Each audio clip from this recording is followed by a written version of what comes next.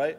And the young people, if y'all wanna resist constructively, go to formyblock.org. We want to hire 100 young people to help clean up these storefronts, to help fix some of this looting. Be a part of it. If you really want to be an activist in Chicago, if you really want to change systems, I want you to ask yourself 15 words. If you want to be a leader in Chicago right now, listen, these 15 words will make you a politician in a few months, right? If you want to be a leader in your community, understand these 15 words I'm about to say to you. Write it down. I want you to ask yourself 15 words. Those 15 words are, what's something simple I can do that'll have a positive impact on my block? What's something simple I can do that'll have a positive impact on my block, right? And if you start with the simple things, I'm gonna go get me a broom and a dustpan and go sweep up some of the glass. I'm gonna write a letter to my neighbor to see how they doing. I'm gonna make a phone call to a senior, see how they, what's something simple you can do to change everything?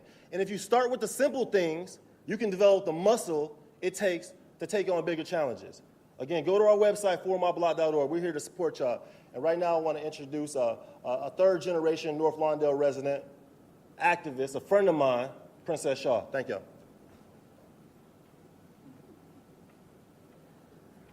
Good afternoon, everyone. That's Mr. Jamal. That's going to be very hard to come behind there, young man.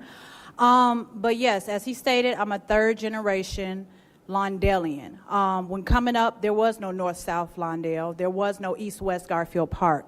But I'm out here every day, and I see the faces of these individuals that are looting and rioting and have really no direction. And I say it takes, as my grandparents told me when I was growing up, they seen this same exact thing happen, like the other young man said, in 1968. All of Roosevelt Road was burned down. All of Madison Street was, there used to be a Goldblatt's on the corner of Madison and Pulaski. So that's why I said, and again, that's my word, third generation Lawndalian. I have 2 kids that I raised in Lawndale. Amongst the criminal activity, the turmoil that's going on, but this is generational. That's why I'm bringing this point up. This is something that happens decade after decade after decade, and I'm appealing to the young people now, like, this is your chance to be able to stop this generational curse that's been going on for years and years and years. It's time to start rebuilding. We've seen enough tearing down. We've seen enough things being not enough for us or just barely getting us by, as Jamal was saying.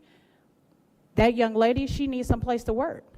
You have people that don't have any place. I have at least 15 seniors because the Walgreens on Roosevelt and Holman got looted, are not going to have a way to get their medication. I'm going to see if I can pair up with some of these people here, but that's something exclusive. In our black communities, high blood pressure, diabetes are some of the biggest things that are deterrents that help kill us off early. So I'm just begging and pleading, can you please just think about a different way about going about this? There is a different way that we can do this. There's a different way that we can appeal to people and make them understand, we know you're angry. We know you're upset. This has been going on way too long. And then George Floyd was probably the breaking point, the last straw that broke the camel's back. But let it be the last straw that broke the camel's back in a positive way, something that we can do in order to attest to politicians, even unfortunately the president, and show him that we can be better than what we've been seeing in the past years and decades prior to this. So now I'm going to pass this back on over to our lovely and great president. Thank you, very much. Before I take questions, thank you, Princess. Before I take questions, I want to acknowledge David Jones and Jen McElroy, who are our sign language interpreters. And now we'll take your questions. We'll begin, Nick, in the room, and who's that? Yes? John Garcia, thank you. I don't recognize anybody in their masks, so you got to. Question that I have, and I would address to Jamal and yourself and to anybody who would have a thought about it, but obviously this message of the violence is not constructive, it is counterproductive, it is coming from a lot of places. Does anybody have any thoughts on how you actually reach the people who are out there causing this violence, who aren't watching these messages on the news? Jamal, do you want to talk about social media?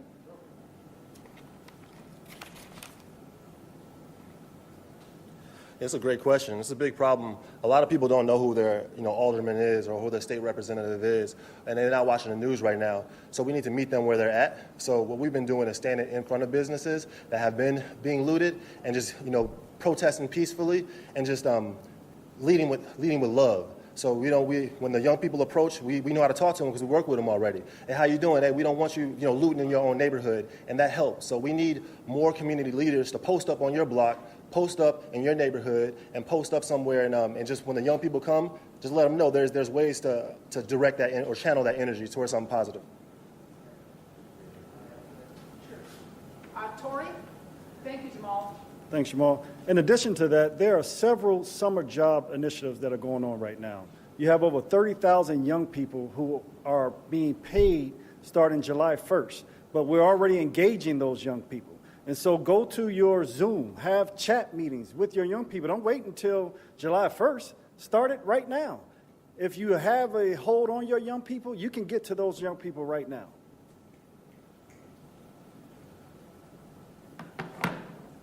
Thank you. Yes. Vince from Channel 2. Yeah, the question is from Vince at Channel 2 and is directed for the department. All right, Cardinal. Thank you. Cardinal Vince wants to know, beyond prayer, what role can our churches play in righting the wrongs of racial discrimination and prejudice? Is the Archdiocese considering any new outreach or educational programs? I think a number of ways. We're already active in this. Right now, of course, many of our parishes are suffering like the rest of the community just in the food distribution that has been disrupted because of the looting and the violence. And so we're going to continue to that, talking to some of the pastors in the places.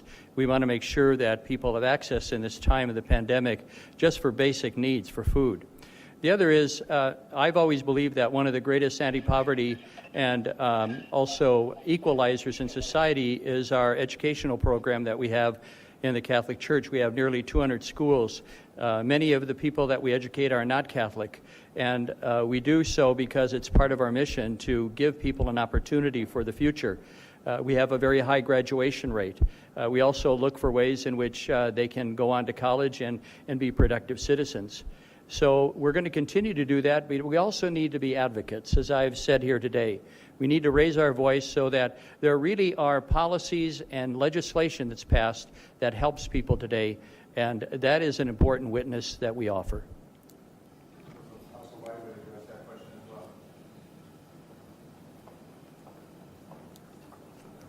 as well? Our churches are already feeding and clothing and seeing about the elderly. We do all kinds of community things.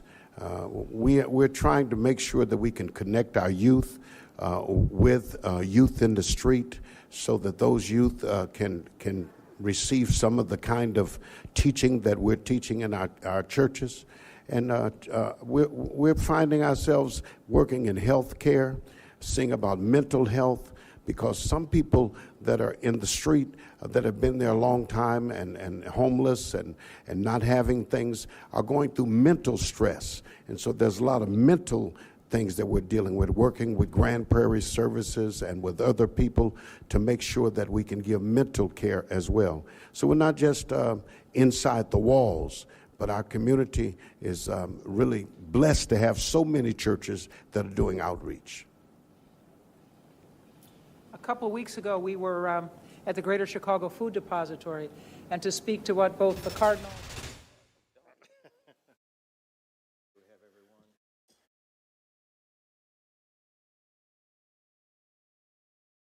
Well, thank you all for gathering with us here today. I want to start out by thanking mayors. Do we have everyone? There we go. Thanking mayors Eric Johnson of Dallas and Betsy Price from Fort Worth. Thank you for the profound leadership that you provide to your communities.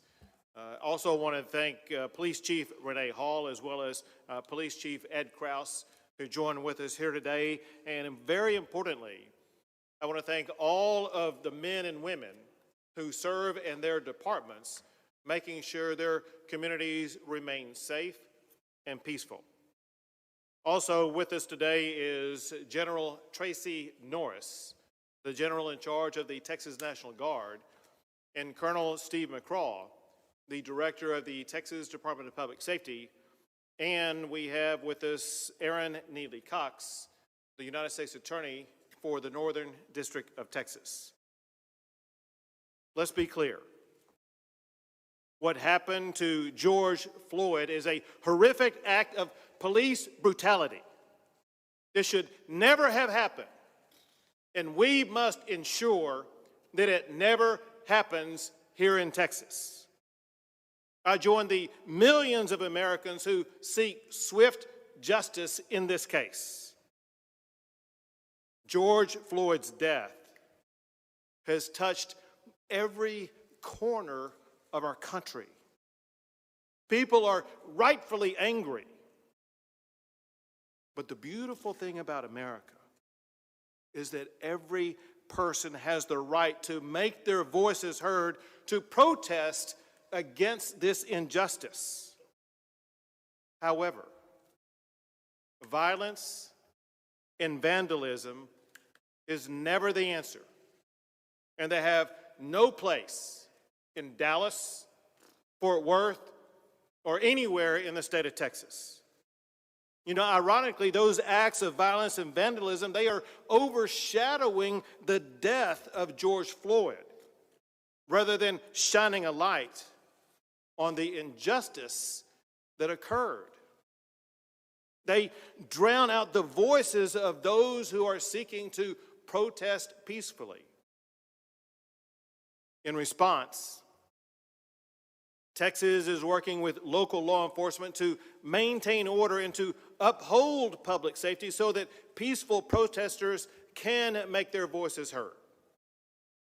To that end, it is essential that we end the violence, the vandalism, and the looting that we've seen over the past few days during the course of these protests.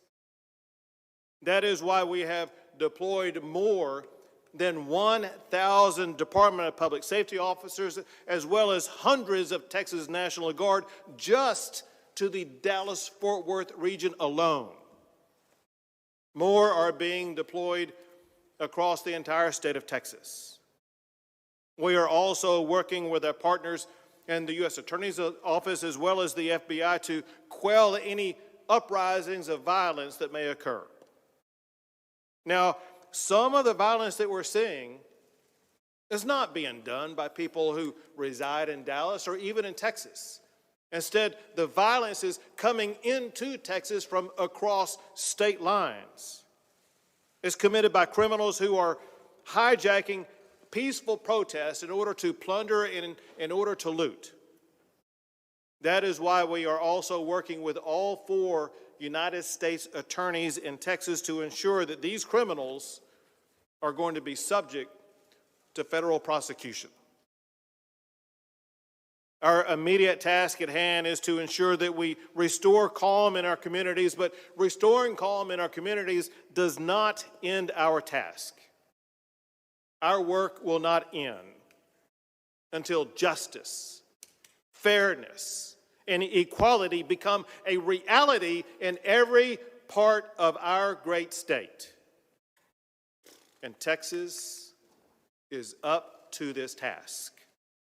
Texas is recognized as a national leader in criminal justice reform. Texas passed the Timothy Cole Act, the Sandra Bland Act, and the James Byrd Jr. Hate Crimes Act. I signed a law that places body cameras on law enforcement uniforms to make a record of all police encounters. I signed into law the Timothy Cole Exoneration Review Commission. The Innocence Project, which is known across the United States, perhaps across the entire world, they labeled Texas the gold standard in innocence reform. And Texas has exonerated more individuals than any other state since 1989.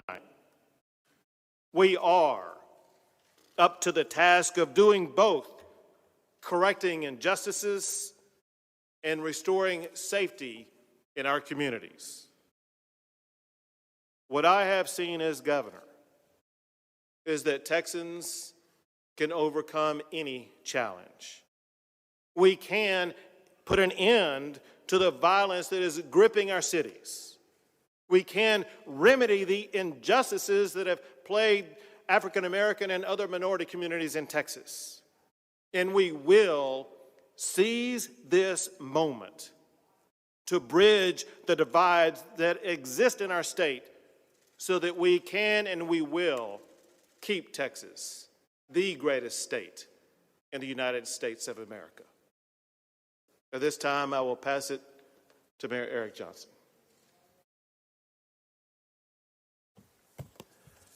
Thank you, Governor Abbott.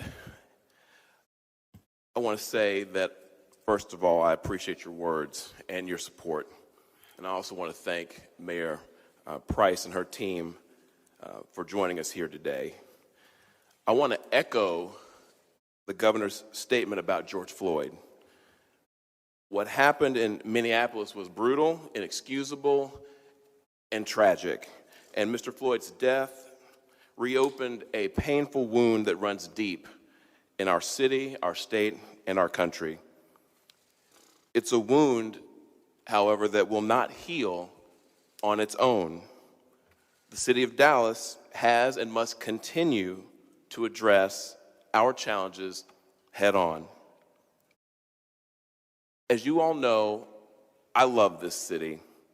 I grew up right here in West Dallas and Oak Cliff, and it's the only city that I've ever called or ever wanted to call home. I'm proud to be a Dallasite, a Texan, and an American, and I'm honored to serve as the mayor of my hometown. No one goes into public service because they believe everything is perfect and every problem has already been solved. I grew up surrounded by inequities in historically underserved communities in this city. While those of us up here haven't always agreed on every issue, we all dedicated ourselves to public service because we want to improve the lives of our neighbors in our community. And our community right now is expressing legitimate concerns, fears, and complaints about a history of systemic issues in this country. We should hear them. We should talk to them. And we should respect them and their rights to express themselves. It's up to us, the public officials up here, and all of us who are watching and listening, to heed these calls for justice. On Friday, we will have a special called meeting of the Dallas City Council to discuss the events of the past week and to talk about what this city can do better. In the meantime, I want to reiterate that we will not tolerate those who want to come into our city and exploit these peaceful protests to cause mischief for its own sake or for their own personal gain. The violence, vandalism, and theft that we saw committed by some groups of people over the weekend is not reflective of the city that I know. And much of it was perpetrated by people who are not residents of the city of Dallas. They don't pay taxes here. It's not their property they're destroying. This isn't their home. These are outsiders who came into our city to cause trouble, knowing that they don't have to live with any of the consequences. I'm very grateful to Governor Abbott for the additional resources he's provided to help maintain order and to allow for peaceful protests to go on without disruption. And I'm also thankful for the people of the city of Dallas who've been overwhelmingly supportive and have heeded our calls for peace. Our people have been through extraordinarily difficult times in the past few months. The ongoing pandemic, the economic turmoil, and the unrest of the past few days have been heartbreaking to watch unfold in our great city. We're doing all that we can to help our residents get through these difficult times. As usual, our people are responding with dignity and with grace. They're helping each other out, and that's how we're going to get through this together. So thank you, Governor, and may God bless the city of Dallas, the state of Texas, and the United States of America. And now I'm going to turn it over to my good friend, the Mayor of Fort Worth, Betsy Price. Thank you, Eric, or Mayor Johnson. It's hard sometimes not to call your good friends by their first name, but we appreciate you hosting us today. Governor Abbott, thank you for joining us here in Fort Worth, Dallas region today. As we all deal with really difficult issues, and I want to thank Mayor Johnson and Chief Hall for their support in this. We live in a very regional area. People go back and forth, so we are heavily dependent on each other, and our citizens are often Eric's citizens during the day and vice versa for all of us. It really is intertwined. Our own Chief Ed Krause is with us today. The protests continued last night in Fort Worth despite the fact that we had the curfew, by and large peaceful, and our chief and our officers and joined with our protesters in compassion, love, and some sharing of friendship. It was incredibly moving last night to watch the images of our chief kneeling and praying alongside the protesters, of him moving the SWAT team back on the promise that they would leave. Oftentimes, it's that little bit of communication that helps unwind this. Texans are lawful citizens, and they want to protest and express their outrage over the horrific killing of George Floyd. And most of them are very, very peaceful. And our chief has always led with a servant's heart and a warrior's heart when it's the proper place. I want to echo the governor's comments on the George Floyd killing. It is horrific. The national outcry and what we're seeing echoed here in Texas is an injustice that our communities, as Eric said, are feeling deeply, as are all of us as leaders. All of this region has had tragic instances. Fort Worth had our own killing of a Tatiana Jefferson just 7 months ago. That was tragic. Our community is still hurting, still reeling. Much hard work has gone into that, but nothing more than listening and compassion, where Texans can hear us and know that someone cares. And I think that helps get the healing further along than nearly anything. The protests and the demonstrations that we've seen in Fort Worth are about people exercising their First Amendment rights. I applaud the young men and women who have courageously and respectfully been involved in those protests. It's not just Fort Worth residents. As you said, Eric, many of them are outside of our region who have here. Our DPS resources, National Guard that you've made available, while we haven't called them in, they've stood ready, and we know exactly where they are if we do have to. But they're there to help resist that people who want to incite violence. Our communities of color deserve to be heard, and their message deserves to resonate with all of us, a collective compassion.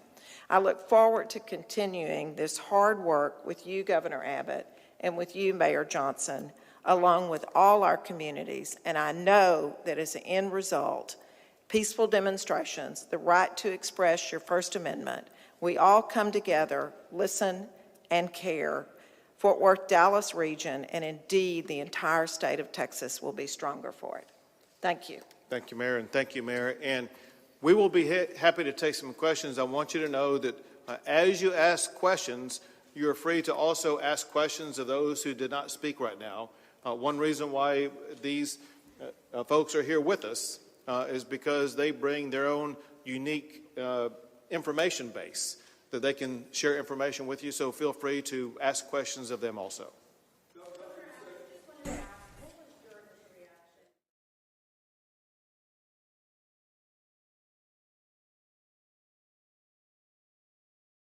asking the United States military to come into the state of Texas because we know that Texans can take care of Texans. We have tremendous police forces in Dallas, in Fort Worth, in the surrounding suburbs, across the entire state. We have an abundance of resources that are being provided by the Texas Department of Public Safety. They've deployed something around close to 3,000 people across the entire state of Texas already.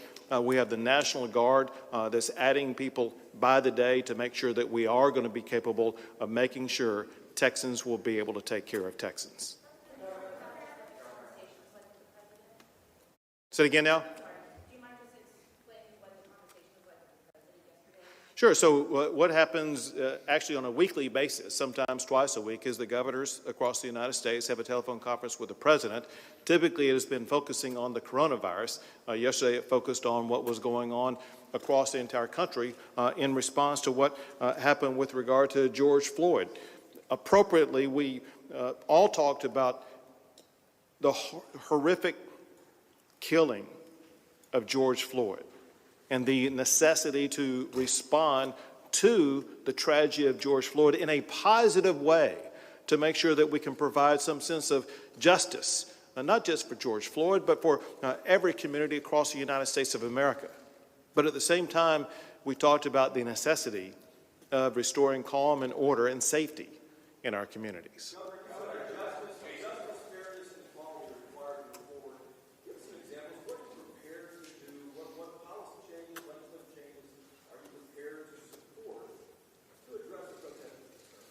So during my remarks, I talked about several of the laws that Texas has passed, including during the time that I have been governor. But it's just a sampling, not a complete listing of those laws. Before I came here today, I had the opportunity to visit with legislators, and I talked to them about the beginning of this process. And that is, I talked about the need for us to ensure the safety of our communities now, while we also ensure the ability of those to peacefully protest. But I also let them know that today is not going to be any type of end. For us as legislators, today is going to be the beginning of Today is going to be the beginning of a dialogue that we have among the members in the Texas Capitol to focus on issues like this, understanding that in order for us to get information that is needed to start crafting legislation begins not in January when we meet for session, but begins now as we start that process. We're open to putting everything on the table and working toward positive solutions that will improve Texas.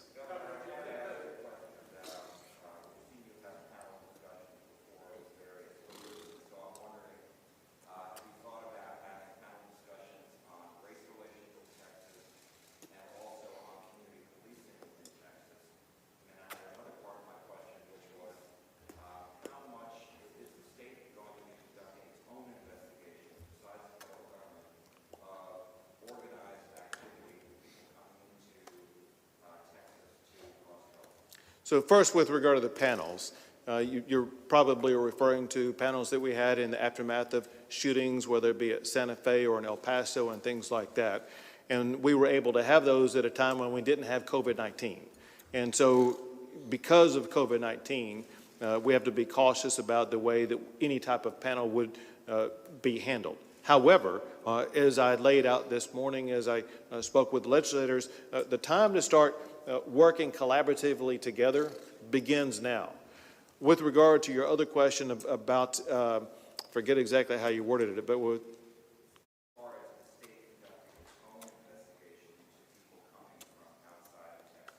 sure, those are ongoing. I would like to have Director McCraw answer that question, as he is the one with the most information about it.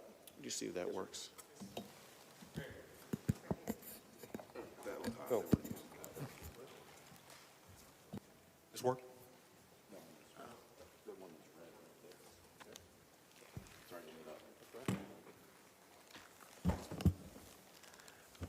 Absolutely. Okay.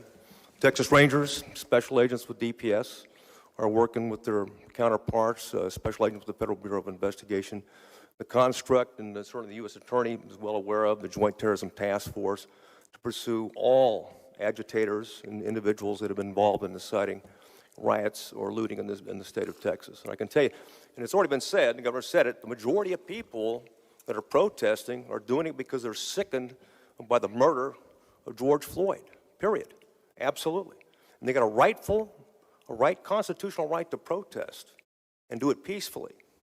And we have an obligation as law enforcement officers to protect their right to protest and allow that to occur. However, those that engage in crime, and we're talking about there's violent extremists, okay, there's anarchists, there's Antifa, but there's also criminals, okay, that are using this as an opportunity to exploit, to loot, and hurt others. That's happening. And we've got a long memory, and we've recorded evidence, and we'll continue to investigate each and every event to identify those individuals who were involved in criminal conduct and make the appropriate arrest based on probable cause and getting prosecution either the district attorneys or from the U.S. Attorney's Office. Well, everyone that's been identified thus far, yes, there's a list. No. We'll go through the normal process and due process in terms of developing reasonable suspicion, probable cause. And I can tell you, I don't mind advertising this. We do have special agents embedded trying to identify criminals that are leveraging these or are using this as an opportunity, exploiting these demonstrations, and identify them. And we've already identified some of them, and we will be arresting them, but not at this particular moment. They're all over the place. I can tell you the majority are going to be statewide, but there are individuals that have been indicated that came from out of state into, and we were even aware of in terms of May 31st, the protest and looting of Target in Austin. Okay, that was done and organized by an Antifa webpage, and of course the surveillance that was provided over the internet to identifying where law enforcement resources were staged was done over Antifa accounts. So there's no question that there is involvement of these violent extremists that are trying to exploit these things. But the majority of people that are protesting are doing it for the lawful reasons, period. They're doing it.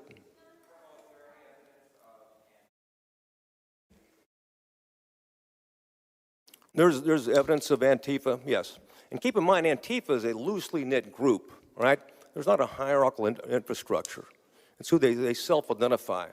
And so it's the same people that you've seen before in some of these protests, and they're more often involved in these counter-protests, are the same individuals that are involved right now using this as an opportunity. They just can't help themselves. And they're going to exploit this as much as they can.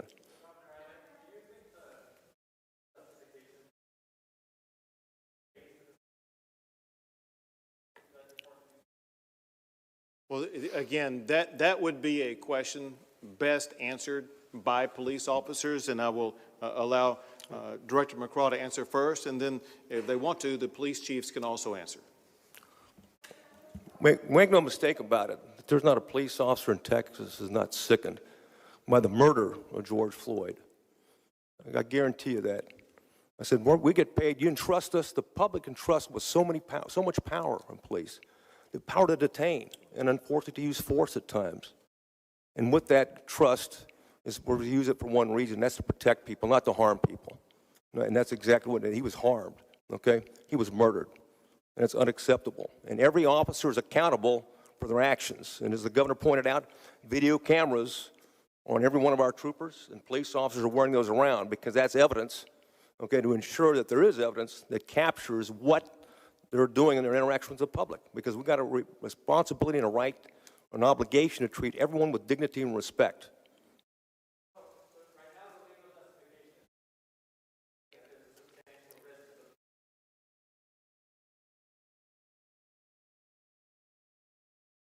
You know, what you talking about, deadly violence or deadly force? Deadly force. Well, quite frankly, there's a lot of that is case law by the Supreme Court. We've got an obligation to ensure that we're in complete compliance with it and a strict compliance. But the bottom line is, there's not a police officer. The use of force should be the last resort. Okay. Everything you try to do with your gear around is the force continuum is to try to de-escalate it from the beginning. And you don't want to get to that last part. But there are times, And only times when you're in imminent fear of your safety or the safety of others are you allowed to use deadly force, and it has to be reasonable in the way you use deadly force.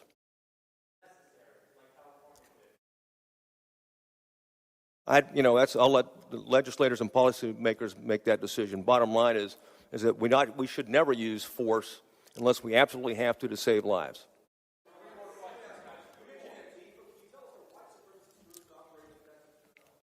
Yeah, they're always operating, and they certainly would leverage the advantage of it. We've had reports that they are. We haven't seen that yet. I've yet actually seen reports of Boogaloo and other groups that sometimes have a Nazi affiliation. But hey, they're thugs. Okay, they're criminals. Okay, they're racists. They're bigots. They'll be involved in some way, shape, or form in some criminal activity trying to exploit this, if nothing else, counter-protesting or pitting someone against another.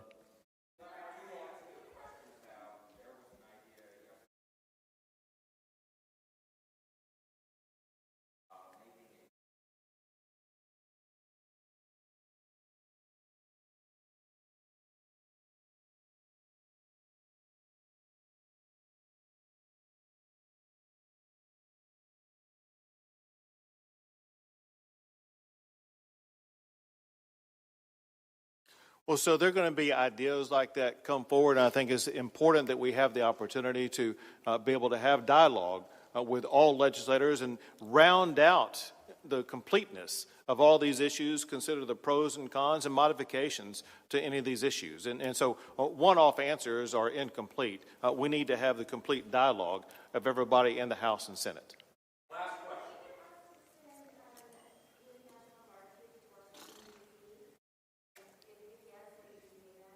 Would you restate your question, please?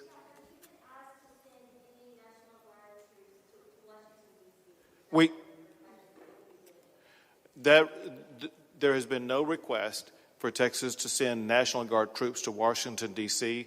I do not expect that request. Texas National Guard are here for Texans, and that's exactly what they will be used for.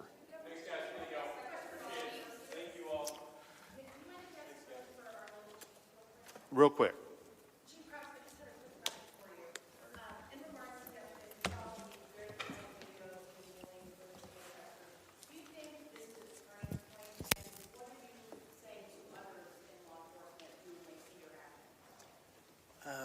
Well, I don't want to concentrate on actions that I took. The action or the discussion needs to remain on the murder of George Floyd and the understandable outrage of the community and the peaceful protests that we are supporting. As the governor said and the mayor said, we can't have that anarchist vandalism and looting and certainly not assaultive behavior. But we're here to support the peaceful protests as much as we can, and that's a concentration of what we're doing, and that's, I think, where the conversation needs to be. I do think, and I've seen other police in other communities kneeling and marching in solidarity and having these tough conversations with members of the protest, and I think that's definitely a step in the right direction. I've said it before, that we have to come together with our communities, and the first step, it's incumbent on us, the police, to take it. We cannot expect the community to come to us if we're not willing to go to them first. Chief, if you ask for additional resources. Chief, he really needs you to speak into the microphone. Sorry. So I've been in contact with our divisional representative of the Texas DPS who has offered all the resources that we could need. My goal is to handle this with Fort Worth police officers who are embedded in the community, familiar with the community, and that I am confident will deal with the community in a very good way. I think Chief Hall is answering next. I'm sorry. Go ahead. What was the question? You said, are we expected to honor? Yes. Local curfews. Yes, absolutely. We are putting these curfews in place to keep the peaceful protesters as well as our community, our businesses, keep everyone safe. And we're just asking that they would abide by those curfews.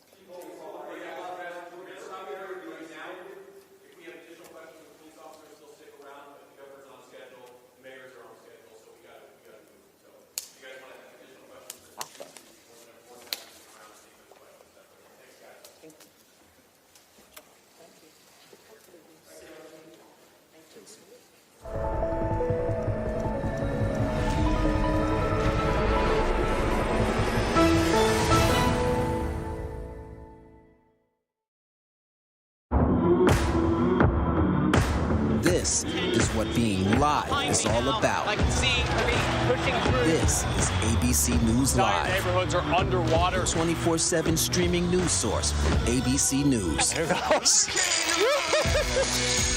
Imagine breaking news, live events as they happen, streaming live, non-stop, straight to you. Imagine instant, incredible access to the most compelling live video. That's a grenade.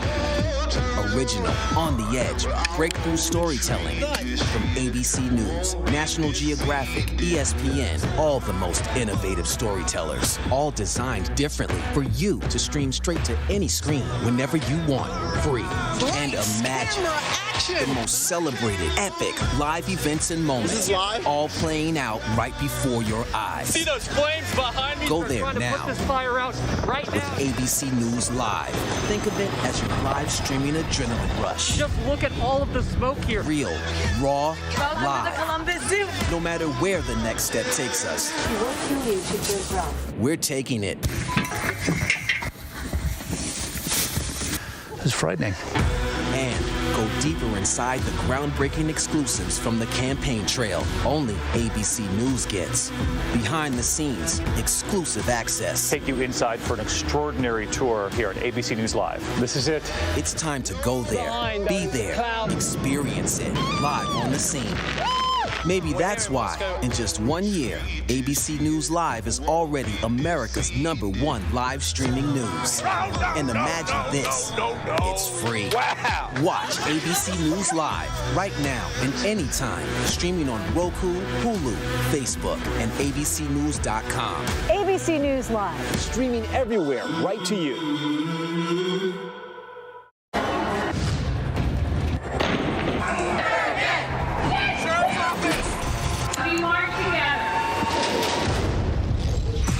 The most powerful stories of our time, anytime. Nightline. A brother in mourning, a nation in pain, a president attempting to stop the violence. After 7 days of unrest in over 100 cities and thousands arrested, President Trump today addressed the nation. All Americans were rightly sickened and revolted by the brutal death of George Floyd. That speech happening moments after protesters were tear gassed just outside the White House. The president began by acknowledging the death of George Floyd at the hands of police officers. My administration is fully committed that for George and his family, justice will be served.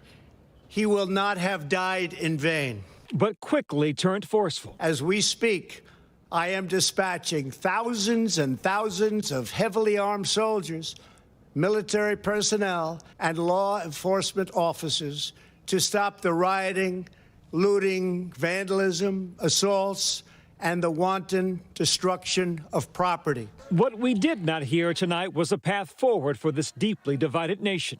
Cameras scrambled as he and several members of his staff walked over to St. John's Church across the street, a Bible in his hand.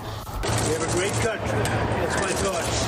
Then posing for photos with 5 others, including Attorney General William Barr. We have the greatest country in the world. Thank you very much, everybody. That was a stunt. That was a photo op. He brandished a Bible like a starlet with a fancy purse on the catwalk. It was a peaceful demonstration. They were expressing themselves. The president wasn't happy. He literally walked over to a church to hold up a Bible. And they were charged and tear gas used to clear them out so the president could go there and take a photo.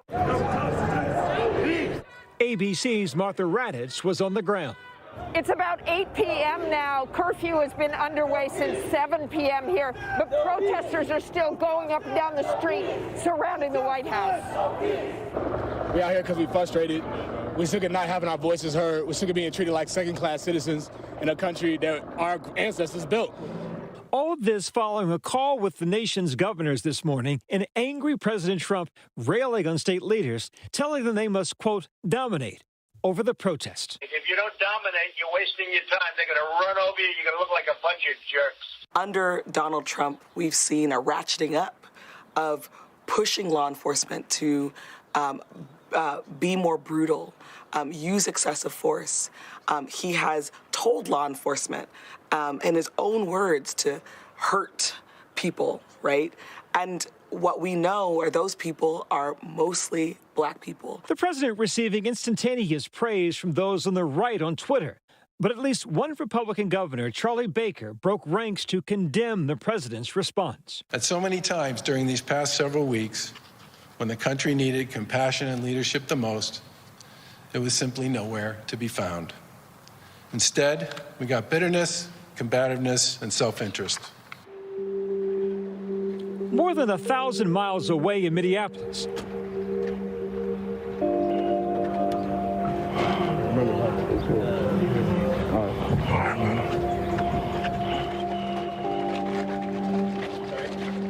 Terrence Floyd taking the steps no little brother should ever take. I want to pay my respects for my brother. I want to be able to just connect spiritually with him in that space. Just to be in his presence one last time. Take your time, Terrence. Terrence struggling to find his footing as he approached the makeshift memorial for his brother, George Floyd. Come on. Like, I'm still a little numb about it, you know, because just looking at it and seeing it all over social media and just coming to the realization and actually that's my brother. When he reached the street where his brother took his last breaths 1 week ago today, the sounds of grief.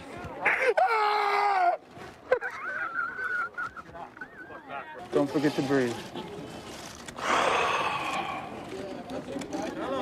Thank you. Thank you. Then Terrence asking his brother for strength. I need you and Pops to watch over me. I know you got me. I know what you want. Want to drink some water? What's his name? What's his name? What's his name? What's his name? I'll give George a hand clap. Standing before the crowd to deliver a message, his voice once again strong. If I'm not over here wilding out, if I'm not over here blowing up stuff, if I'm not over here messing up my community, then what are y'all doing? Because that's not going to bring my brother back at all. Let's stop thinking that our voice don't matter. That's right. And vote. There you go. Those are the people who want deep and profound change. They want a new leadership, both at the local level and the national, and they want their families and communities to be safe. Black Lives Matter co-founder Patrisse Cullors knows the suffering of black families all too well. Her own brother allegedly assaulted by police. She says she's been fighting for justice for too long. They're asking for accountability. They want to see the arrest of all the officers involved. They want to have no more terror, no more police terror in their communities. We barely get a sorry. We rarely get accountability, and we never get change. So what are people to do? His cause of death medically was mechanical asphyxiation. This afternoon, Floyd family attorneys announcing the results of an independent autopsy contradicted the state's preliminary finding. Last Friday, Derek Chauvin was charged with third-degree murder and second-degree manslaughter, becoming the first white officer in Minnesota to be criminally prosecuted in the death of a black civilian. The three remaining officers have not been charged. I want to see all of them get punished to the full extent for what they did to my brother. Terrence told my colleague Alex Perez what he would like to see happen. Is third degree enough? No. You want first degree? Yes.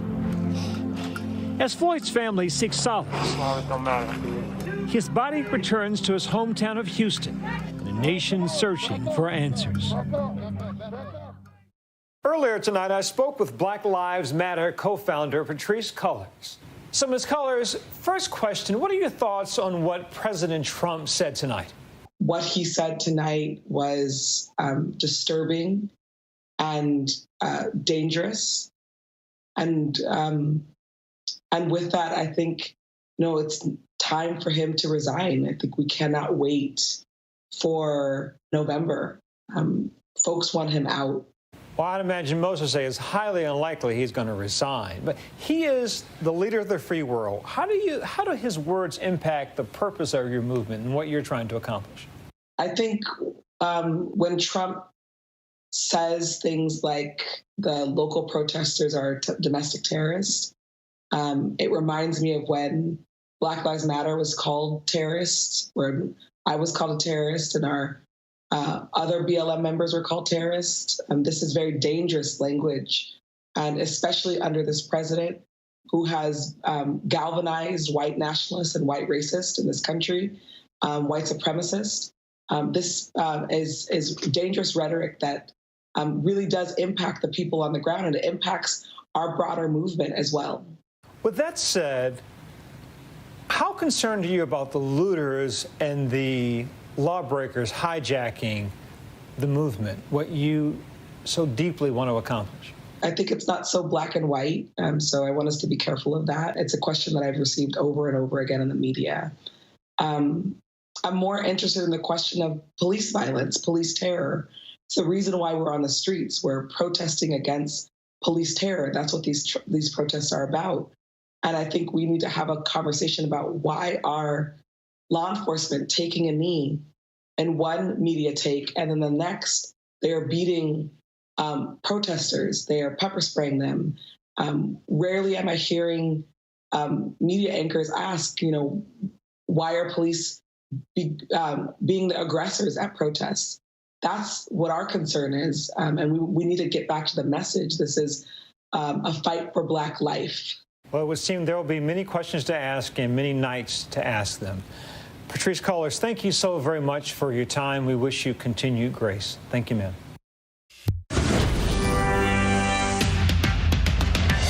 For days, scenes of American cities engulfed in flames and tension. But in striking contrast, moments of police and protesters uniting around the country. In Houston, these young people have every right to be out here protesting peacefully. Flint, Oklahoma City,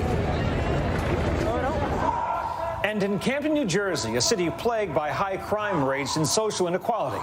Another powerful moment of solidarity as Camden Police Chief Joseph Wysocki marched with protesters. For some Camden residents, symbolic steps closer to justice. Earlier, I spoke with protest organizer Yolanda Deaver and Camden Police Chief Joseph Wysocki. Chief, I want to start with you. Set the scene for us. This weekend, amid all the forceful crackdowns across the nation, you set a different tone. Why? We had to connect with the community, and our core of our police departments, community policing and working together. We met with Yolanda, who's the organizer of the protest on Friday, and she said it was okay for the police to attend. My goal was, if I could, as a police chief, to be part of the protest if Yolanda permitted me, but also to help de-escalate some tensions in the city. People are very upset. Yolanda, tell me about that moment when the chief asked to join with you. Were you surprised? Police officers have a bad name, unfortunately, because there's a long systemic trend of injustice and things of that nature, police brutality, what happened to George Floyd.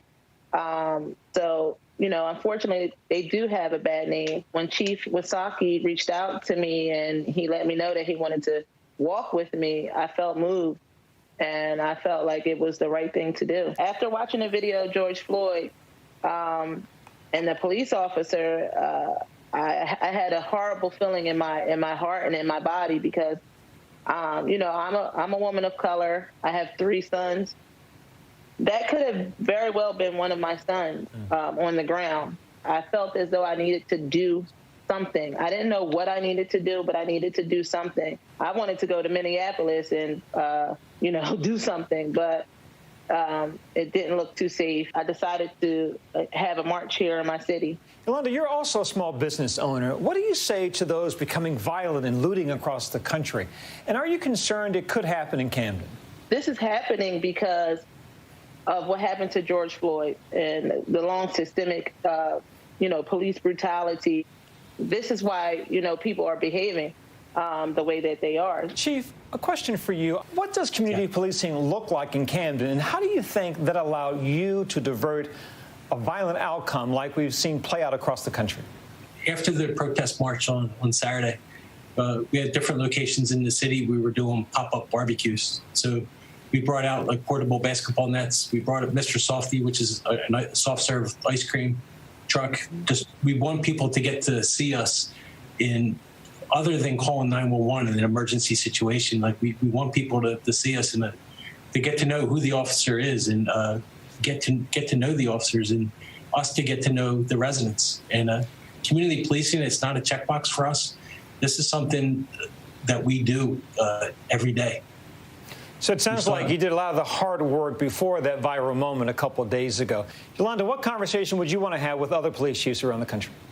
To try to eliminate racism from their precincts. On Saturday, when we started the march, Yolanda started to chant Black Lives Matter.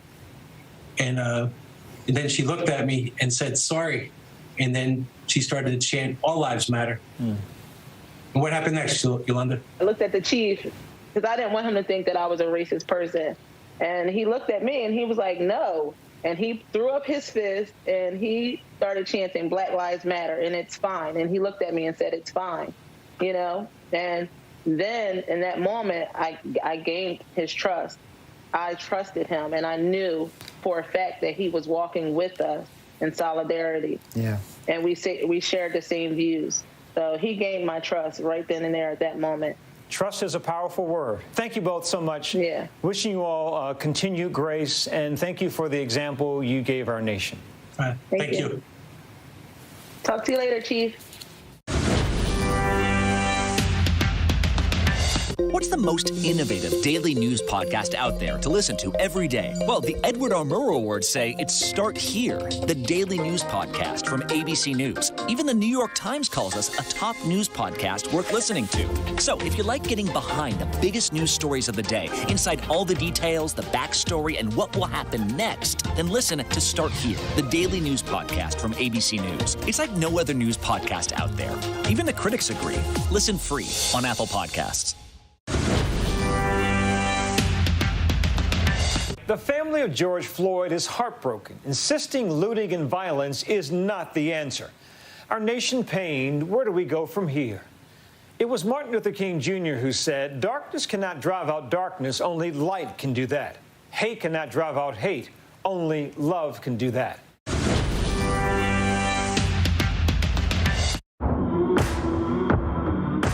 This is what being live is all about. This is ABC News Live. Neighborhoods are underwater. 24/7 streaming news source from ABC News. Here goes. Imagine breaking news, live events as they happen, streaming live, non-stop, straight to you.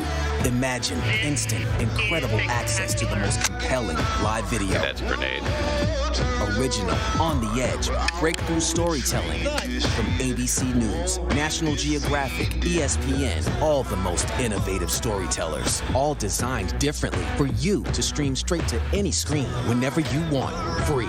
And imagine the most celebrated, epic live events and moments. This is live? All playing out right before your eyes. See those flames behind me? Go We're there trying to now. put this fire out right With now. ABC News Live.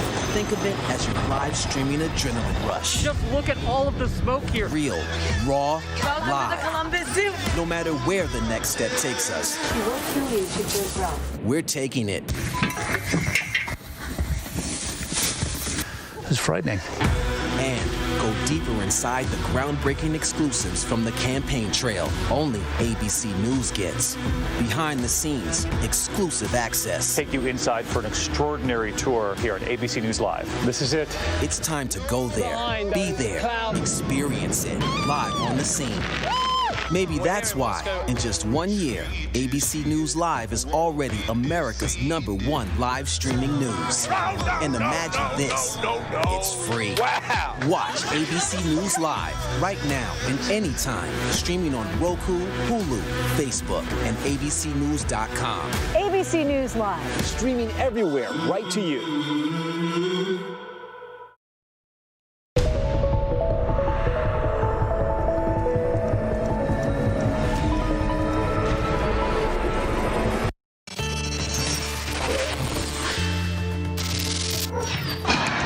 A seventh night of chaos across the country. In Pennsylvania, counter-protesters armed with golf clubs, baseball bats, and even hatchets facing off with demonstrators in Philadelphia. We were peaceful. We were peaceful. While vigilantes took things into their own hands in California, business owners protecting stores with AR-15s. So I know you're armed, but you're also armed? Yes and yes.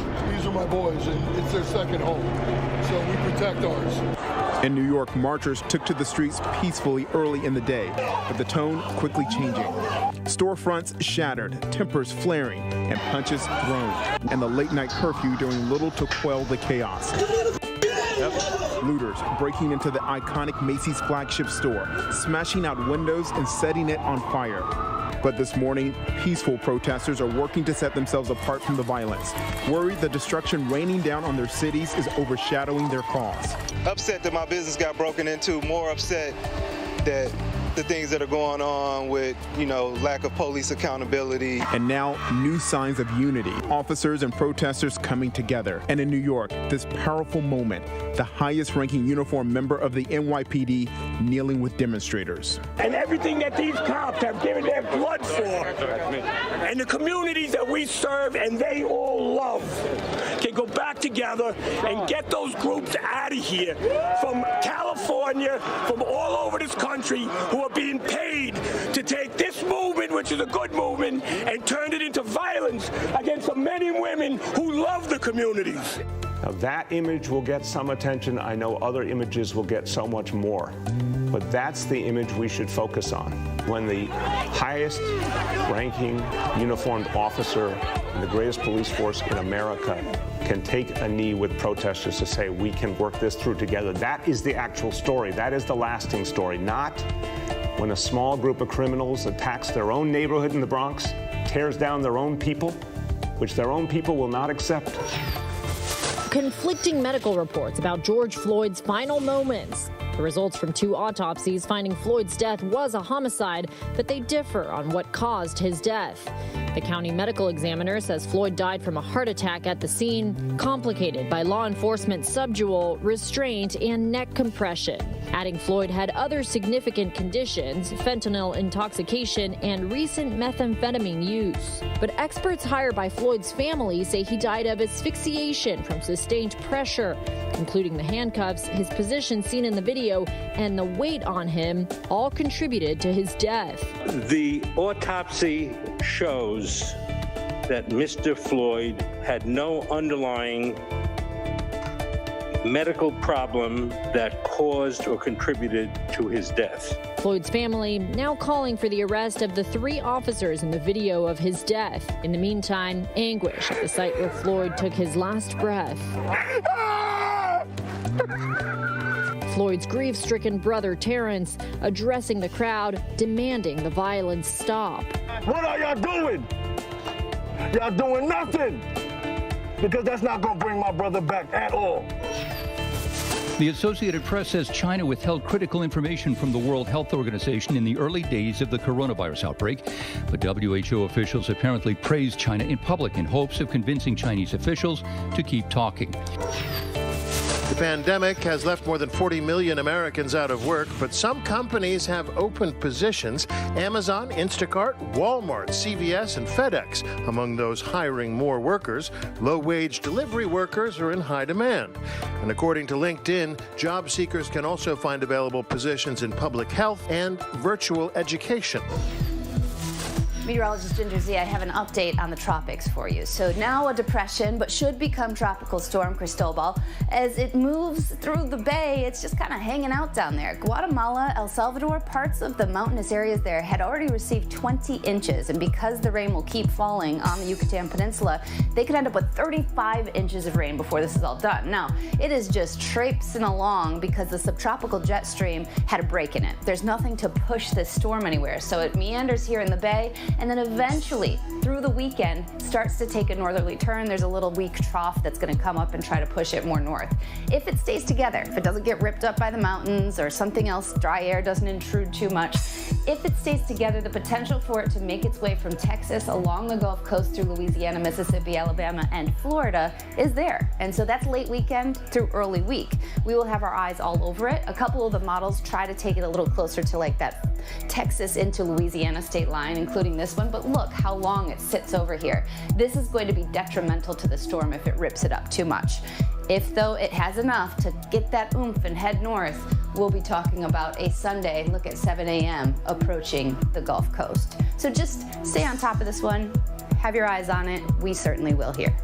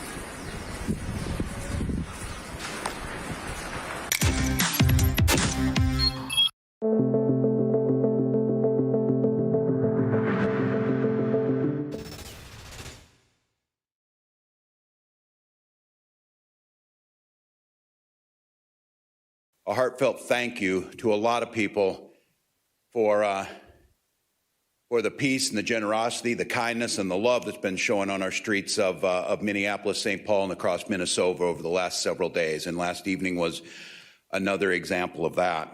We saw peaceful protests across the city. We saw memorials continue to grow for George Floyd down on 38th in Chicago. We saw beautiful interactions on the state capitol where, out of respect, the National Guard troops there told the protesters, out of respect, they would go back away to the building and just take care of those vehicles that were out front, which of course they did. Not protesters at that point, certainly neighbors and friends and agents of change. We saw thousands gather in front of the beautiful Minnesota governor's residence that my family and I have the privilege of occupying for a short time. The pain of the families who were there was visceral. The anger of a system that seems to continue on. A group of people that know very clearly this isn't about a broken system. This is about a system that's functioning absolutely as it was designed. Unfortunately, that's meant to exclude some from it.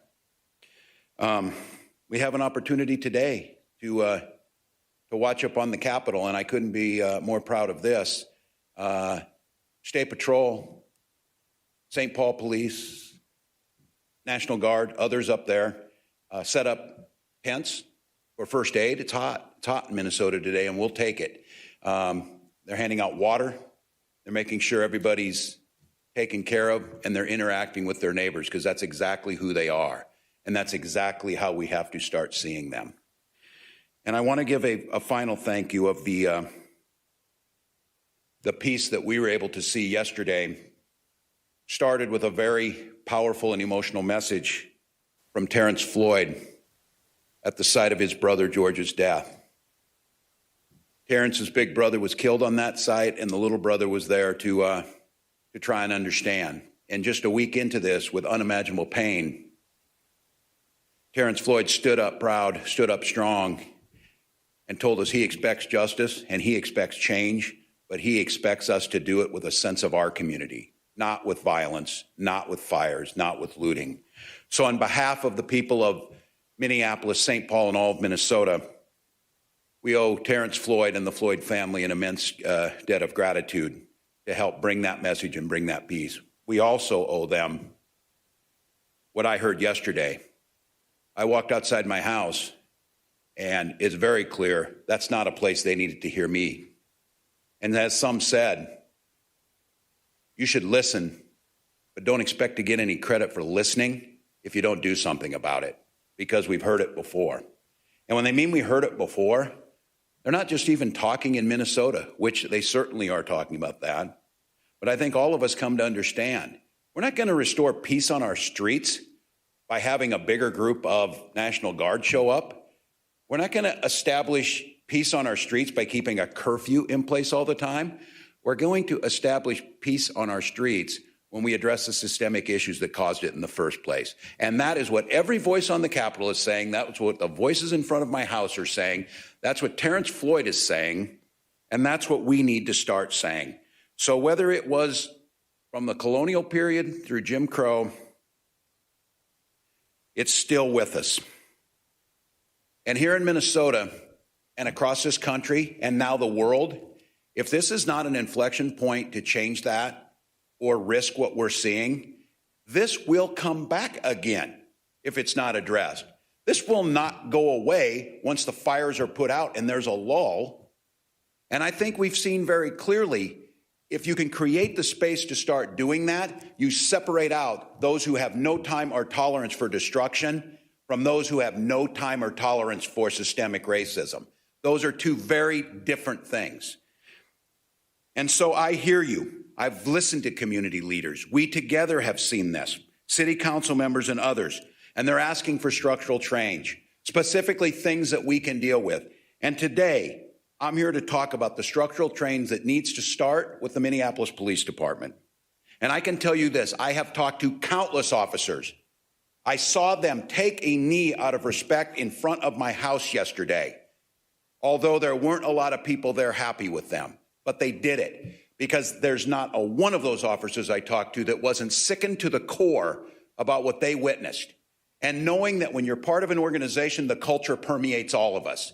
A culture that allows things to happen. A culture where the public cannot trust. And we know that this is systemic, not just in Minneapolis and Minnesota, but it needs to start somewhere. It needs to start where we know things happen. And I know what organizations look like when you're serving. I have served in some of the finest organizations, whether they were public schools or whether it was in the National Guard. And the leadership and the type of things you're committed to make a difference. And they can be generational. We know that deeply seated issues exist. And the reason I know it is, we saw the casual nature of the erasing of George Floyd's life and humanity.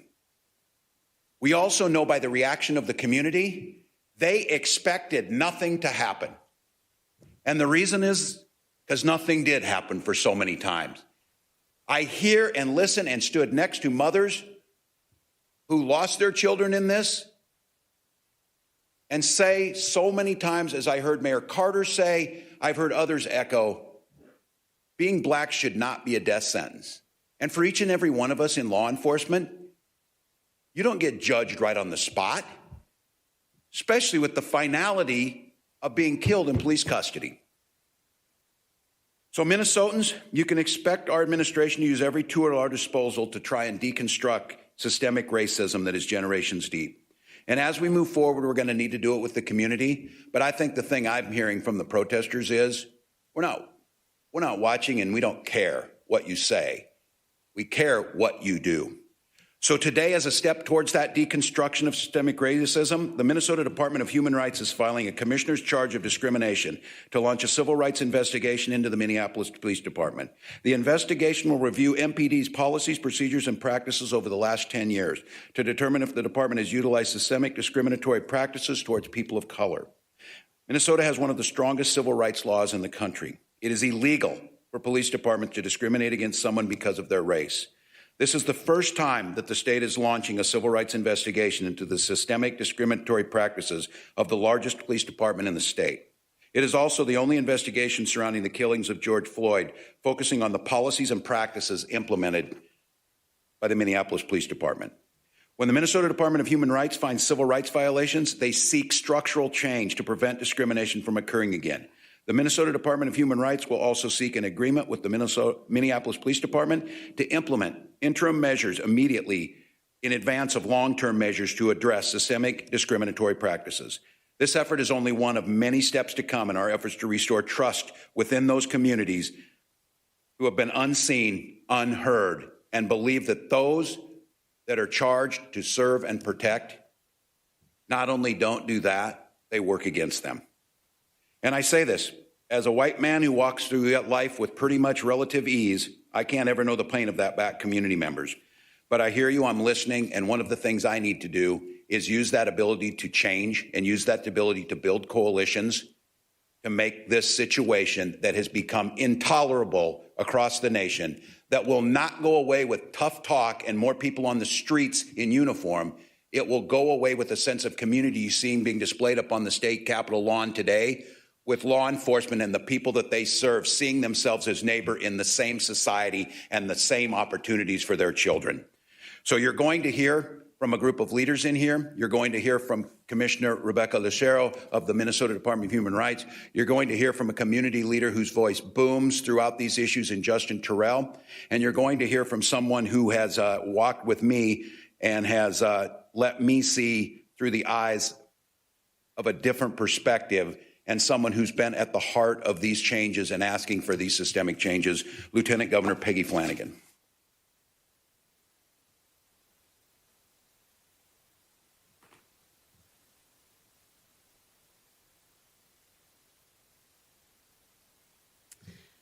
Good afternoon, and thank you, Governor.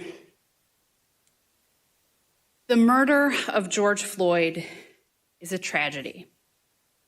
It is heartbreaking, and it should have never happened. But let's be clear, it does not exist in isolation. George Floyd's name joins a too long list of Black men and women who have been needlessly killed at the hands of law enforcement across this country. The grief and anger that has torn through our city and through our state did not emerge in a vacuum. It is built on years of injustice. This did not begin with George Floyd, but we can work to end it now. Under the leadership of Commissioner Rebecca Lucero and the Department of Human Rights, our administration has launched a civil rights investigation into the Minneapolis Police Department, not just around one case, but an investigation of the past 10 years. What is clear is that tragedies like the one that happened to George Floyd do not emerge from a few isolated bad actors, but from patterns of misconduct. A culture, and this is cultural, a culture that does not hold bad behavior accountable. This is not something that we can fix in one day or in 1 week, but we must pursue meaningful structural change. George Floyd deserves this of us. And every single person who is impacted by this culture deserves this of us. I said this past Saturday that the swell of mourning and grief and anger has been just below the surface in our state. And now it has burst into public and national view. Communities have been asking and organizing for structural change of the Minneapolis Police Department for years. Their work has paved the way for what we are launching here today. This is one piece of the puzzle to getting justice for George Floyd and all Black Minnesotans who have not been served or protected by the Minneapolis Police Department. It is one piece of the puzzle to holding all 4 officers accountable for George's murder and changing the culture that made them. A culture that does not value the lives of Black Minnesotans. As a light-skinned Native woman, I grapple daily with my role. And in particular, over the last week, I have grappled with my role as a light-skinned Native woman, but also as Lieutenant Governor of Minnesota, to do everything I can to undo the anti-Blackness that lives within our community and within our state. This action that we're taking today is one tangible step forward that is critical to correcting the injustice that plagues us. This problem has been years in the making, but we have an opportunity to seize this moment to make it better, to take a solid first step of many, many steps that we must do in each branch of government to deconstruct the system of racism that, frankly, has always existed in this state. We can and we must. And we must take this moment to change it all. And with that, I'd like to introduce to you Commissioner Rebecca Lucero of the Minnesota Department of Human Rights.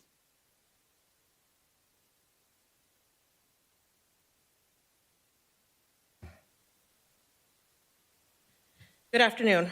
My name is Rebecca Lucero, and I'm the Commissioner for the Department of Human Rights.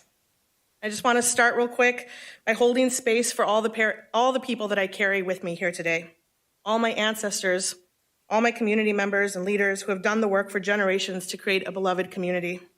I honor your work, and I join with you in solidarity as we continue to move forward together. As the Commissioner of the Minnesota Department of Human Rights, my agency is charged with enforcing one of the strongest civil rights laws in the country, the Minnesota Human Rights Act. And today, we continue our ongoing work to secure justice by announcing that our department is opening a civil rights investigation into the Minneapolis Police Department. Under the Minnesota Human Rights Act, it is illegal for a police department to discriminate against someone because of their race. When our department finds civil rights violations, we seek structural change. Our investigation will look at the Minneapolis Police Department over the past 10 years to determine if they have utilized systemic discriminatory practices towards people of color. We will review the department's trainings, policies, procedures, and practices. The death of George Floyd is what launched this investigation. George Floyd should be alive. He deserved to live a life full of dignity and joy. And what we all know to be true, what Mayor Frey, Mayor Carter, the governor, lieutenant governor, and countless community members have repeatedly stressed is that what communities of color and indigenous communities are facing today is the direct result of 400 plus years of intentional decisions to create and sustain systems, policies, and processes that have resulted time and time again in systemic discrimination and oppression. Minnesota has some of the worst racial disparities in the country. I say it all the time. And it's across the board. It's in housing, employment, education, and the criminal justice system. These disparities are rooted in intentional decisions that keep Black and brown community members from living full lives, these full lives of dignity and joy. That's why this investigation is different. Unlike the other investigations, which are critically important, this is looking at the system. This is not about holding people personally, criminally liable. This is about systems change. Today's announcement is important, and I need to acknowledge that the call to action for structural change is not new, which has been stressed repeatedly and cannot be stressed enough. Community leaders have been asking for structural change for decades, working for it, bleeding for it, and dying for it. They have fought for it, and it's essential that we acknowledge the work and commitment of those who have paved the path to make today's announcement possible, and all of those who will continue to do the work in partnership to make these changes. The Minnesota Human Rights Act is a powerful tool. We have this tool in our state intentionally, and it's there to help address systemic racism and discrimination. And we're using that tool today, as we do every day, to break down policies and practices that lead to illegal discrimination. The law boldly exclaims, "Discrimination threatens the rights and privileges of the inhabitants of this state and menaces the institutions and foundations of democracy." That was written over 50 years ago, and it still rings true today. Hate and discrimination cannot be part of the fabric of this great state. We can and must choose to do better.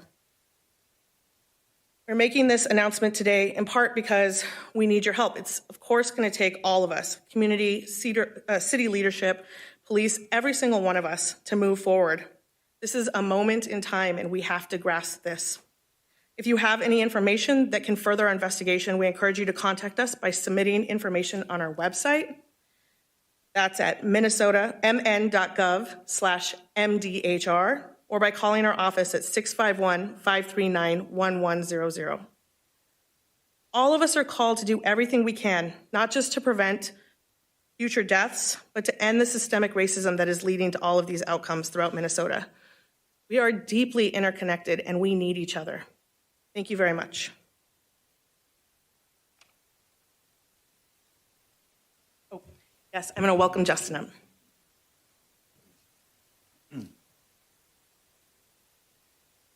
Good afternoon, everyone. My name is Justin Terrell. I'm the Executive Director of the Council for Minnesotans of African Heritage. The Council we play an advisory role to the Governor and to the Legislature on issues that impact the African Heritage community. And I want to commend the Governor and Commissioner Lucero and Lieutenant Governor for taking this action today, because that is exactly what our community needs. We need action. For generations, well, actually, we have over 150 years of policing in this state with a body of evidence that suggests that there are gross violations of the civil rights of Black people in the state of Minnesota. And when I think about what our ancestors did with less, it is disappointing that we have admired this problem for the last 10 years since Michelle Alexander wrote a book. But today, we're standing here today to take action. And I want to just say that to the community, that this is not the end of the fight. We have so much more work to do. An investigation is great. We called for it. We advised on it. And we still need to make changes to the post board that governs the licensing of officers. We need to take a look at all of the options that we have in front of us. So now's not the time to give up. Get on the phone and call every single person who represents the area where you live. Make sure they know that this needs to be a priority. To make sure that the commissioner has the support that they need to deliver on this issue for our community. Terrence Franklin, Jamar Clark, across the river with Philando Castile, George Floyd, Q the blacksmith, and many others who didn't have a Black Lives Matter movement to support them before now have had their lives taken. And it's time that we remember them and we honor them with our efforts to fix this systemic problem. I spend a lot of time on the phone with folks from greater Minnesota, pastors who are calling and asking what they can do to help. And I like to ask them about their analysis. And they say to me, this is like a heart and prayer problem, right? And I want to be clear. My people know how to pray, and we got all kinds of love in our heart. This is a systemic problem created by people, reinforced by people, and that needs to be addressed by the people. To the nation, I want to say to the nation, who may not know a lot about Minnesota, is really the only thing you need to know. Nobody appreciates good weather like Minnesotans. We're locked inside all winter long, and as soon as it gets above 40 degrees, we're outside in shorts. And why is that? And what does that teach us? It teaches us that if you got an opportunity, you take it. And I expect fully that the governor, our commissioner, lieutenant governor, all the leadership of the state take full advantage of this opportunity to transform our policing system in the state. And I invite the nation to watch and support and do what you can. Thank you.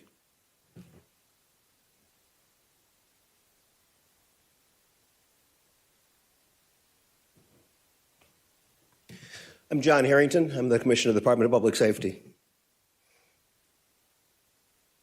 I just want to reflect for just a second before I go into sort of a sit rep of what happened last night on what you just heard.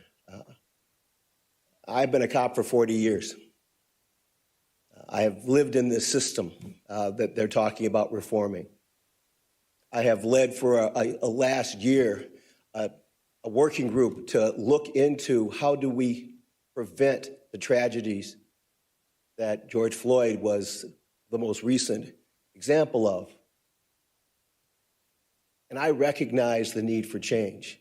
That working group that we chaired highlighted the need for change. And the cops I talked to, the cops I've worked with since 1977 to date would tell you they want change. They don't want to work in a flawed system. They don't want to have to be wearing gas masks. They don't want to have to be on riot patrol duty. Cops sign up because they want to help their community. Nobody does that from the inside of a squad car racing down a road at Mach 1 to get to another tragedy. You do that face to face, person to person, human to human. So I want you to know that the Department of Public Safety is 100% behind this. The Department of Public Safety sees this as an absolute priority and a need. I got brought up in a climate of what we would call community policing. And in that climate, what I was taught was that's two words, community and policing. But it starts with community. It has to start with community. And the police have to be in there with them to make this right. We started out last night in community, in point of fact, with 2,000 folks at the governor's residence. I want to say that watching the pictures of my old department, Todd Axel's department now, St. Paul Police Department, taking a knee there, warmed my heart. It reminded me of the days out, whether it was Rondo or Cinco or all the different community events that we spent our time together with community. We recognize that not always does community see us as the friendly, officer-friendly that maybe we all think of back from our good old days. But that's exactly where good cops should be, is there with their community. We bleed with them, and we cheer with them. That group moved to the Capitol, and there were folks who made the decision that they wanted to stake out their territory by using civil disobedience to make their point that racism and brutality has to stop. And because we were doing that cooperatively, once again, I got the chance to see my state troopers. I got to see General Jensen's National Guard guys there. Not locked and loaded, not standing post as some rigid soldier, but as human beings standing there with the community, talking to the community, talking and engaging with them, because that's where this all begins. We did make arrests last night. We did have the curfew imposed. The curfew has really helped us keep the peace. That's what it was there for, and we're using it to keep the peace. We had about 66 arrested in Hennepin County and another 67, 68 in Ramsey County. Most of those were for curfew violations, although we did collect a number of weapons from folks last night. The number of weapons we collected, I think we collected 13 guns, highlights that the need for why the curfew was put in place. It allows us to separate those who are there for good purposes, who want to have their civil rights recognized, and those who are there for bad purposes. And we're out there to be that separation between those two. We continue to see a large crowd at the Floyd Memorial. A wonderfully peaceful, joyous group there. Joyous in the sense of being together with each other. Joyous with the recognition that they could be there and hold each other close and feel like they are okay in that space. We did have several crashes last night, and it appears to be that may well be a new tactic that we're seeing. We had, I think, 3 or 4 where people rammed squad cars at different times during the night. None of the officers were injured. We made some arrests on some of those cars. As I said, 13 guns were taken off the street. Today, we recognize that there are several different groups that are exercising their First Amendment rights. There's about 2,000 or 3,000 folks in 90-degree weather up at the Capitol. If you go up to the Capitol, which I hope you do, what you'll see up there is you'll see St. Paul cops and Minnesota State Patrol, and you'll see National Guard guys up there, once again, not locked and loaded, not prepared for battle, but handing out water, talking to people, letting folks get close, letting folks come right within their humanity so that they can know that we feel their pain and that we suffer with them. Our posture today in terms of the operation remains vigilant. You will see high visibility patrols continue to go out there. Combinations of Minnesota National Guard, local police, and Minnesota State Patrol and DNR will continue to patrol the streets to try and make sure that bad things don't happen and that we can respond quickly if they do. We will have our rapid response team still positioned, and we still have our mobile field force teams stood up. Although we've been quite pleased that over the last couple of days, we have not needed to employ hardly any gas at all. We have really seen the temperature change in terms of the kind of protests that we've been seeing now. We have stood up a new asset based on lots of calls and complaints about the fires. I actually asked the state fire marshal to give me a list of how many fires we'd had. There were 87 fires in the last 5 days. 87 fires is a lot of fires, by the way. We track 1 or 2 fires. 87 is an enormous number. And so we pulled together a task force, a working task force, of alcohol, tobacco, and firearms out of the federal government, state fire marshal out of my office, and then Minneapolis and St. Paul's fire departments added arson investigators to that unit. Today, they are starting to work that list of fires to try and find where are the commonalities, where are the common criminal threads, and they are also going out to collect those incendiary devices, those bottles of gasoline that we've been hearing stories about, but frankly had not physically gotten our hands on. So we now have folks out there that are picking those up so that we can bring those back. We're going to bring those back, and we're going to use those as evidence as we begin to continue this as on the criminal side of the investigation. We know that so many of those fires were deliberately set. That is a crime. It is a crime simply by statute. But if it's your business that was burned up, if it was your little mom and pop grocery store that was burned up, if it was where you worked and it means you're unemployed today, it was your life you saw go up in smoke, not just property, not just stuff. It was quite literally the end of some folk businesses' life. They may or may not ever be able to rebuild. So the fire task force has started. We are planning on continuing our operation. I do want to say that the curfew will again be in place from 10 p.m. tonight to 4 a.m. tomorrow. Once again, 10 p.m. tonight to 4 a.m. tomorrow, we have the curfew in place. I want to ask you again, help us keep the peace. Stay home. Stay close to your loved ones. If you have to stay at your business, I understand that, but stay inside. Let my first responders do our job with those folks that are going to deliberately be out there to create harm. That is what the curfew helps us do. You have done an amazing job, Minnesota. The Twin Cities has done an amazing job of letting the first responders get out there and get after this thing in a meaningful way. I need another night. I need one more night from you to do this.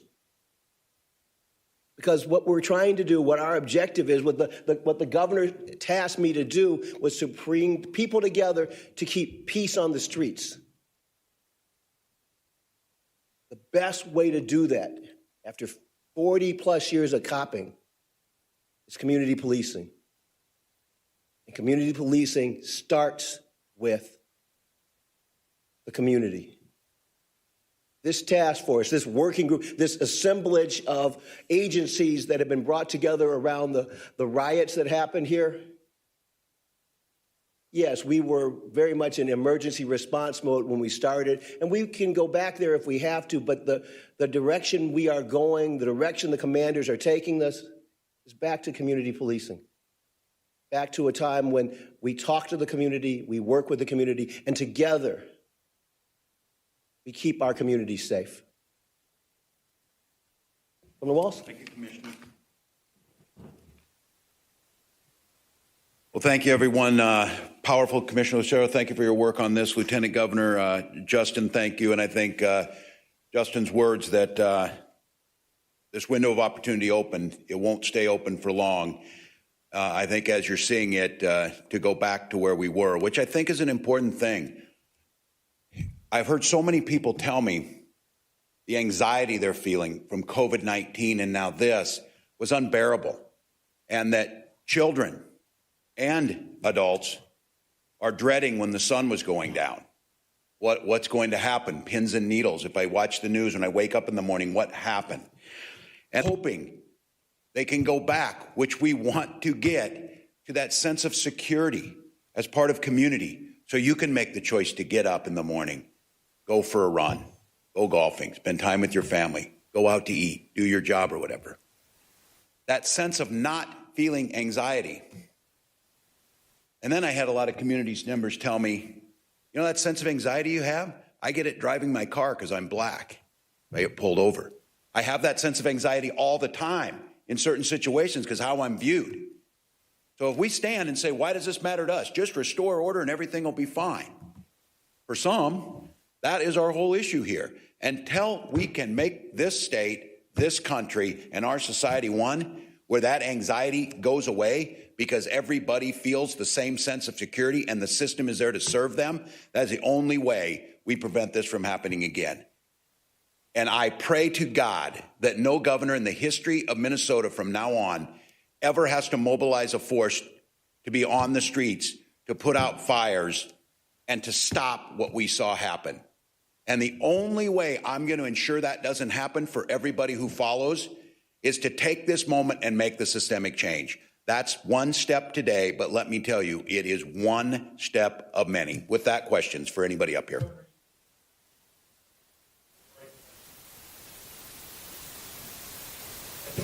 I may let the commissioner on this.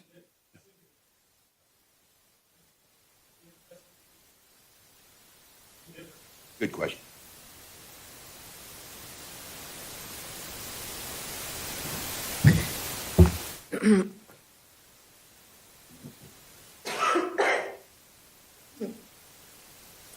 I'm sorry. Thank you very much for your question.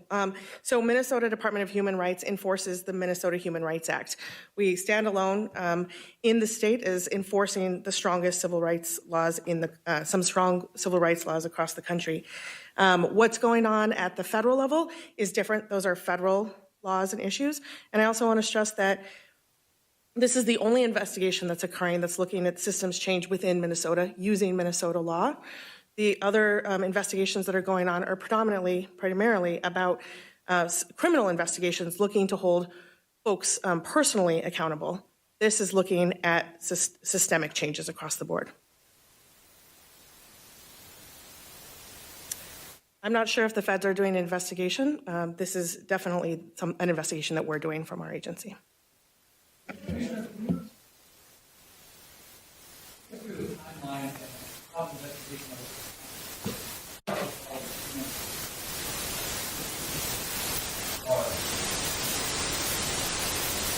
Yeah, thank you for that question. Oh, sorry. Okay, so this is very much the work that we do every day. We have a phenomenal team that right now is investigating hundreds and hundreds of cases of discrimination across the state. And so the way these cases work is that a charge of discrimination is filed, an investigator is assigned to the case, a neutral investigation process that moves forward. There's a determination that's made on whether or not there's discrimination under the law. We work throughout the entire process to come to solutions quickly. We use a whole alternative dispute resolution process. And we do that because we want to get to solutions. We want to get to structural change. So we always look to settle cases quickly. The process here is similar. The difference is that this is a big thing that's going on here. This is a civil rights investigation into the Minneapolis Police Department. There's no doubt about that. And I think the other reason why this is really important is because we've heard that why this is a moment and why this is an important moment is because we've heard from leadership across the city how important it is to make these systemic changes and how they have been working on and will continue to work on in partnership, led by and for and with community for these systemic changes, and being able to have the enforcement action by the state in place can help make these systemic changes that need to happen. Commissioner, as Governor